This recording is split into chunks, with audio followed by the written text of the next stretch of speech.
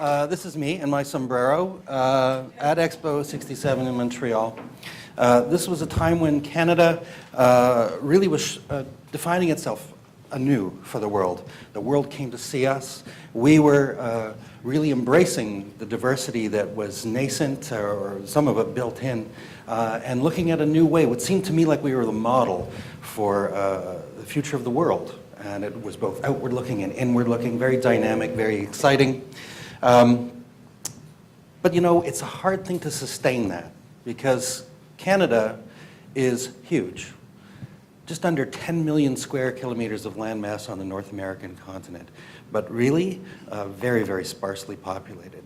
So it's more expensive for us to maintain a common narrative, to contribute to a common narrative than it is in just about anywhere else in the world because of the infrastructure, the Canadian Arts Council, the CBC, the railways. All of those things take more money per capita here than anywhere else on the planet just so that we can have those common things, that commons to share. This is a problem you don't find in other parts of the world. We also have 35 million people from every part of the world here. And the essence of citizenship is to be able to claim you're part of that story, to see yourself reflected in it and contribute to it. That's the essence of citizenship. We've gotten lazy since 1967, and although we rightly celebrate our diversity abstractly, it seems to me the palette of colors we use to paint the picture of Canada has narrowed. We have stuck ourselves with this stock set of symbols for a long time now, and there's nothing wrong with any of them. They're fine, but they really don't express the diversity and the interestingness of who we really are. So starting in 1995, I had this idea to do something that would include more stories, more people, reflect us, and be elastic enough so that it could continue to reflect us in new ways. And I started gathering these pieces. Now, I know they don't look like much, and that's because some of these things aren't much. Some of these things are construction scrap or picked up off the bottom of Halifax Harbor or off the tundra. The point is that each and every one of these pieces tells a story, and each and every one of these pieces is part of this guitar. So in total, I gathered 64 pieces for the original project, 63 of those in the guitar itself, a 64th on the strap, and I've since added a few to the case and the strap that I can show you a little bit later on. We officially nicknamed the guitar Voyageur at the Festival de Voyageurs in Winnipeg in February of 2008. Winnipeg in February, people? Come on! There's a Canadian experience for you. This is Lieutenant Colonel Susan Baharial of the Canadian Armed Forces. She's the person who suggested the name Voyageur, and she came out to Winnipeg to take part in the naming ceremony. So I don't have time, of course, to show you all of the pieces, but I can take you inside the guitar a little bit and give you a sense of what the project is all about. Over here, the big giant province there of Quebec, you may not know that the northern part of Quebec is known as Nunavik. This is the Inuit territory of Quebec. It's pretty sparsely populated in terms of people, but very heavily, there we go, but very, very heavily populated in terms of caribou. So you can imagine caribou is a very big part of life in Nunavik, diet, fashion, economy, culture, you name it. I found a young artist from Kuujjuaq in Nunavik, and she carved for us this ulu, this women's knife. It's a little ornamental one made from caribou antler with a couple little soapstone rivets in the middle there.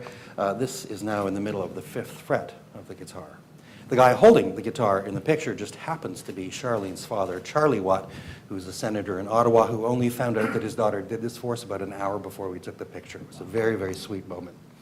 One of my favorite buildings in the entire world, Massey Hall, the grand old lady of Shooter Street in downtown Toronto, and not just a concert hall, but also a place where boxing matches were held and union meetings and political debates. Winston Churchill spoke here, the Dalai Lama spoke here, and they almost tore it down in the 1970s to build a shopping mall. Fortunately, the community rallied behind it. It's a very, very active concert hall today, is going to have a new addition on it. As part of their ongoing renovation, we got one of the seats from up in the gallery section. That is now the headstock of the guitar.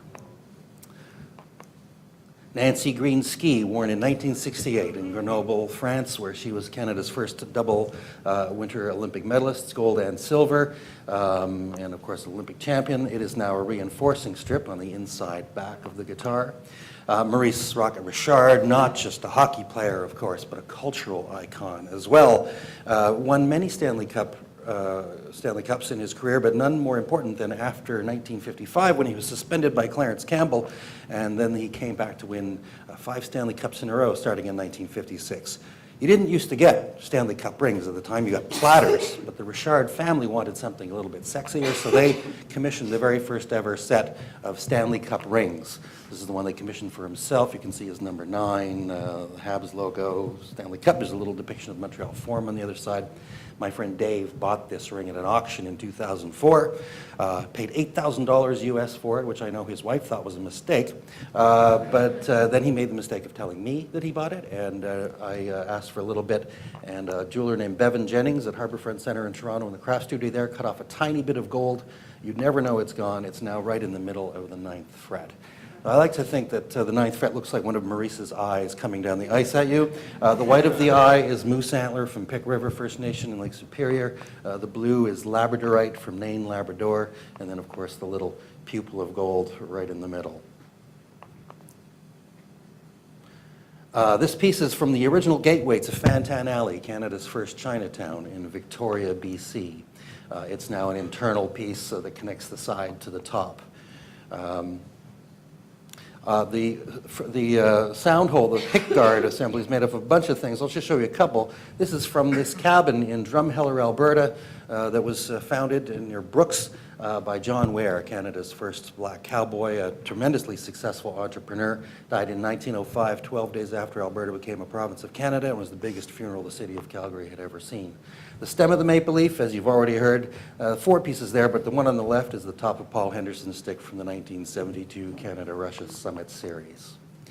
Our 15th and 17th Prime Minister, I think, had a lot to do with redefining what Canada looked like to the world, and I think a lot of that had to do with his connection to the outdoors and to canoeing and that kind of thing. I wanted to reflect that part of his life in the guitar somehow, and with the help of his son Justin, managed to get this canoe paddle. We cut that down. It is now the tone bar just inside the top of the sound hole. The thing that amazes me as we take the guitar across the country, doesn't matter where we are, including the oil patch, this is one of the pieces that a lot of people want to touch. Although especially women, I find, for some reason. Still has some serious prime ministerial mojo going on there. A little bit less mojo, perhaps, but Prime Minister nonetheless, and our very first one, and previous reference to the bartender. This was actually from his sideboard, which we suspect was the bar on Parliament Hill. That's an internal piece as well.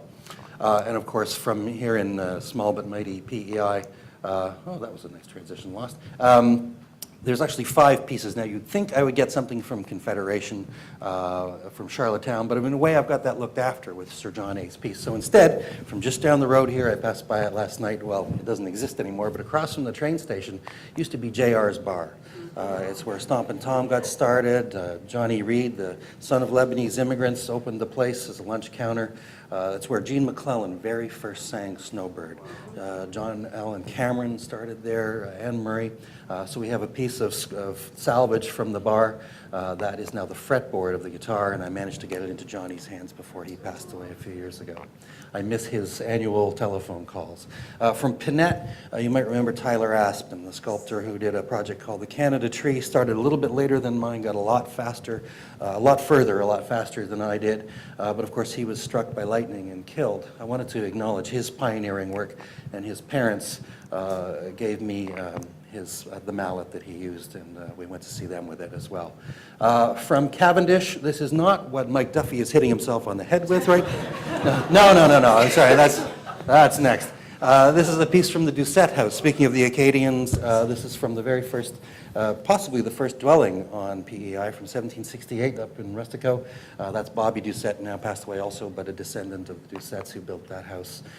There's Cavendish, where the Mike Duffy headpiece is, but it's not. It's actually from Lucy Maud Montgomery's house that she shared with her grandparents, where they ran the post office, and she first conceived of her Anne of Green Gables things there. The story, though, that really moves me the most, I think, from PEI is the story of Joe LeBobe from Lennox Island, First Nation, near Tyne Valley. He was a Canadian oyster shucking champion and a local hero. I'm actually going to let his widow tell his story, but I want you to keep your eye on her right hand in this little video clip. in 1985 or 84, we went to the oyster festival, and I noticed they kept repeating, anybody wants shuck oysters to register. So I told him, I said, you go, Joe, go try it, you never know. No, he says, I can't do that. Anyway, I talked him into it, and he went up and he paid his due, and he registered. So that's the first time he competed in shucking oysters. Dad got sick, eh, Mom? Remember that's my dad. We loved the water. That's a good picture of him. David Beggs was the champion the year before, and 3 times they tied. It was always a tie between David and Joe. Anyway, finally the 4th time Joe won him. And I thought the rink roof was going to fall apart. Everybody was roaring for Joe. Yeah, that's how he became an oyster shucker for Tyne Valley. So they sent him to Ireland. Well, the first time he was more of their, like he came 6th or 7th the first time. And the second time he went, he lost by 2 seconds. Second place. Yeah. That's the one that he won in Ireland. He had a crystal one, but Leave it to the Irish to give you a beer mug for a trophy. Yeah, oh yeah. Maybe there was lots of beer being drank in there too. Oh, this is Joe's favorite oyster shucking knife. So he kept those. He was always sharpening them, and he looked after them good, but since he's been gone, he's just been laying around in the cupboard.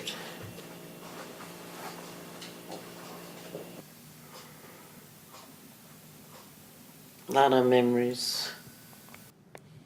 It breaks me up every time I see it. I can't get over it. I think she was a little puzzled as to why I was there and why I cared so much about Joe. But to me, this is what the project was about, right? We don't need any help learning about prime ministers or hockey players in this country. But this is the real story of the country in communities all across the country. This is what makes us who we are. And here's this family that really, really missed their dad and their husband. And it's great that we've got, what's happened there? That's the knife. What we did was we cut a circle of wood from there. It's now the seat for the strap post, just kind of in the butt end of the guitar. Unless you think this didn't only matter to people in Lennox Island or Tyne Valley, when we went back to the Oyster Festival in 2006, there was teams there from all across the country there to compete. And they were all coming up to where we had the guitar, and they're saying, oh yeah, I've heard about this guitar. So where's Paul Henderson's stick? And where's Maurice Richard's ring? And where's Pierre Trudeau's paddle? And where's Joe's knife? Right? They all knew who he was. So these are just some of the teams who came to compete and roar for Joe in their own way, including the Shuck and Awe team from Rodney Clark's, from Toronto there, originally from PEI, and he's the one who told me about Joe in the first place. And I'm just very glad that we got it into Genevieve's hands before she passed away a few years ago. This is perhaps the most extraordinary story of all in the guitar, though. This is a completely albino Sitka spruce tree that shouldn't have survived, but it did. It lived for 300 years and grew to 120 feet tall. It was sacred to the Haida people, but it was cut down by a madman in 1997 who was trying to make some sort of ill-advised protest against his own industry. The Haida people swore they would never cut into it, and it remained on the ground for 9 years.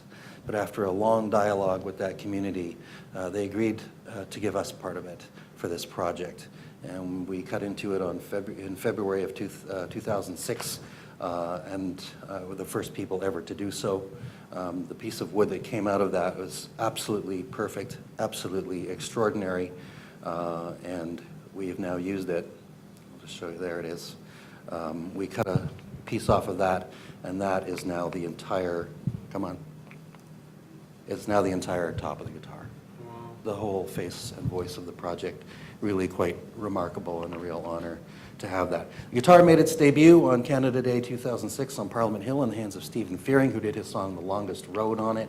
But it was played by all of the artists on the bill that day on Canada Day. And we returned to Canada Day festivities on the Hill for many years afterwards, always taking part in the big show and also over in Majors Hill Park and in Jacques Cartier Park, and in other events for the National Capital Commission as well, including Winterlude and others. We've clocked at this point somewhere over 300,000 kilometers going back and forth across the country and going to all kinds of events with all kinds of people, going to places that are important to Canadians for all kinds of reasons. What's really lovely is that in each of these places something emerges either from the stories that get told through it, the songs that get sung on it, the people who come up to see it, each claim it in their own way. And that's a really energizing and nourishing kind of process for me as well. I've done a lot of school events with it as well and community events. It's been honored in all kinds of ways, some more unusual than others, including a math problem about it in a textbook for Western Canada, a graffiti mural on the back of Lee's Palace, cookies at a recent house concert, and all kinds of stuff. All kinds of famous Canadians have held the guitar and told their stories through it and shared their enthusiasm for it, including other astronauts like Dave Williams and hockey players and other sorts of heroes. But we do let politicians hold it as well. Our defense minister gave us what was our favorite politician rock star pose until the former mayor of Toronto gave us this one. I guarantee you our new mayor could not do this. Yeah, politicians of all stripes at all levels of government. And of course, Jack was also a guitar player and played it on a couple of occasions. It's been held and played by rappers and rock stars and up-and-coming artists and lots of folks that you will know from PEI as well. I'll get to them in just a second. Not Madagascar Slim, but May Moore, used to live here. Catherine McClellan, of course. Paper Lions used to be Chucky Danger. Lennie Gallant, you might have recognized in the video with the LeBeau family, and we did get it into Stompin' Tom's hands as well. He did Bud the Spud on it, I can tell you. And of course, I wanted Chris Hadfield to take this guitar up to space. It's now the Chris Hadfield show, right? I want him to take it, but of course he's already got this little parlor Larrivee up there that he used very beautifully up there. However, we did get together, and he played a couple songs on this guitar, and then he presented me with his mission patch, which you will notice is in the shape of a guitar pick. We've sewn that into the case, and it proudly sits there now. With that, I think it's time we heard some music on this thing, so a man of many talents, Bruce Rainey. Oh, man. Yeah, here you go, dude.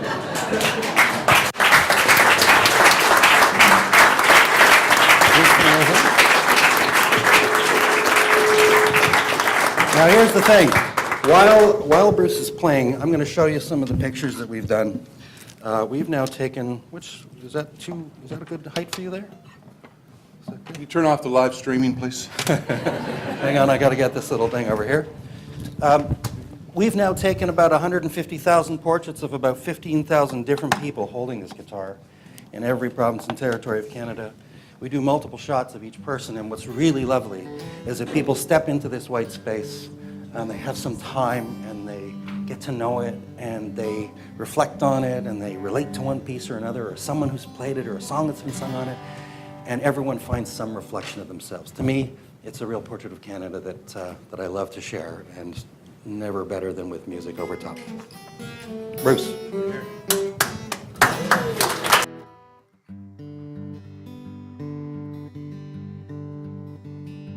Minutes and 50 seconds. This will time perfectly. Okay. Hope you enjoy that riff right there. 4 minutes and 50 seconds. I didn't know what I was going to do until I saw Mr. Hines in the bottom left of that screen, who wrote a beautiful song about dreams. And I think if you were to break the day down, it's kind of about that. So, Sonny lives on a farm on a wide open space. You kick off your shoes You give up the race, you can lay down your head by a sweet riverbed, and Sonny always remembers what it was his mama said. And she said, come on, Canada, Sonny, don't go away, I am here all alone. Your daddy's a sailor who never comes home, and the nights get so long and the silence goes on. I'm feeling so tired, I'm not all that strong. Sonny carries a load, he's barely a man. There's not all that much to do, and still he does what he can. And he watches the sea from a room by the stairs, and the waves keep on rolling. They've done that for years and for years. Sonny, don't go away, I'm here all alone. And your daddy's a sailor who never comes home, and the nights get so long and the silence goes on. I'm feeling so tired, I'm not all that strong. Well, the town's 100 miles away, Sonny's never been there, and still he goes to the highway. He stands there and stares, he watches the waves from his room by the stairs, and the waves keep on rolling, and they've done that for years and for years. And Sonny's dreams can be real, there's stories he's read, there's stars in his eyes, they're just dreams in his head. He hungers inside for the wild world outside, but I know I can't hold him. I've tried and I've tried and I've tried. Oh, Sonny, don't you go away, I'm here all alone.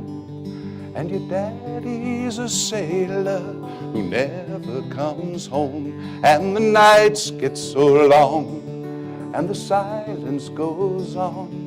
I'm feeling so tired, I'm not all that strong. A few more voices here. Oh, Sonny, don't you go away, I'm here all alone. And your daddy's a sailor who never comes home, and the nights get so long and the silence goes on, and I'm feeling so tired, I'm not all that strong. Oh, Sonny, don't you go away.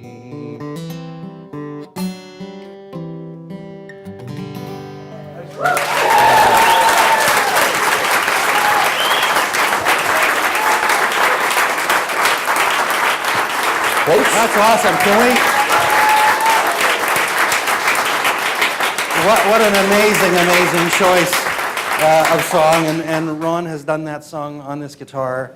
And he tells this great story about being in Ireland and people saying, you know, that's an old Irish tune. Yeah. he's not doing so well either, so maybe this will send him some good vibes. Let's hope so, yeah. Ron's been having some... Watch Mansbridge try to do that. I don't think so. No way.